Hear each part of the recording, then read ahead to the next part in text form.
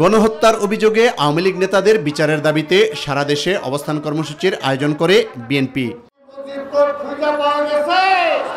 নয়াপল্টনে দলের কেন্দ্রীয় কার্যালয়ের সামনে অবস্থান কর্মসূচিতে বিএনপি নেতারা বলেন, আওয়ামী লীগ সরকারের দুর্নীতি ও লুটপাটের কারণে দেশ ধ্বংসের দ্বারপ্রান্তে পৌঁছেছে।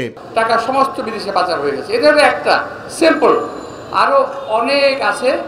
এইভাবে বহু লোক চামচাগিরি করে শেখ হাসিনাকে টিকিয়ে রাখার চেষ্টা করেছে। টাকাগুলো আদায় করলে এখন যে বাংলাদেশের যে ক্রাইসিস, টাকার যে সমস্যা, সমস্ত সমস্যার অর্ধেক সমাধান হয়ে যাবে। হিটলারের পার্টি জার্মানের রাজনীতি করতে পারে না, তার দলের লোকেরা রাজনীতি করতে পারে না।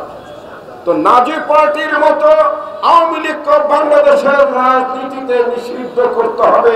ছাত্র জনতার উপর গুলি চালিয়ে যেভাবে মানুষ হত্যা করা হয়েছে তাদের বিচার বাংলার মাটিতে করতে হবে বলে দাবি জানান বক্তারা। অ্যারোগেন্স, ভেঞ্জেন্স, অর্থাৎ সেই অহংকার, আর প্রতিশোধ, শেষ মুহূর্ত পর্যন্ত তার মুখে সেই প্রতিশোধের জিজ্ঞাসায় স্পষ্ট। আল্লাহর কি হুকুম দেখেন, তাকে একেবারে পালিয়ে যেতে হলো আবার সেই জায়গায় যেখানে তার ঘোড়া পোতা আছে।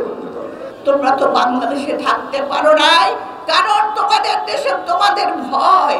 তোমরা যে অকাম করেছো, যে সুশাসন করেছো, তোমরা বাংলাদেশের জনগণ তোমাদেরকে আর বাংলাদেশে ঠাঁই দেবে না। এছাড়া রাজধানীর বিভিন্ন স্থানে অবস্থান কর্মসূচি ও বিক্ষোভ মিছিল করে বিএনপির নেতাকর্মীরা। ইউসুফ আলী, মাই টিভি, ঢাকা।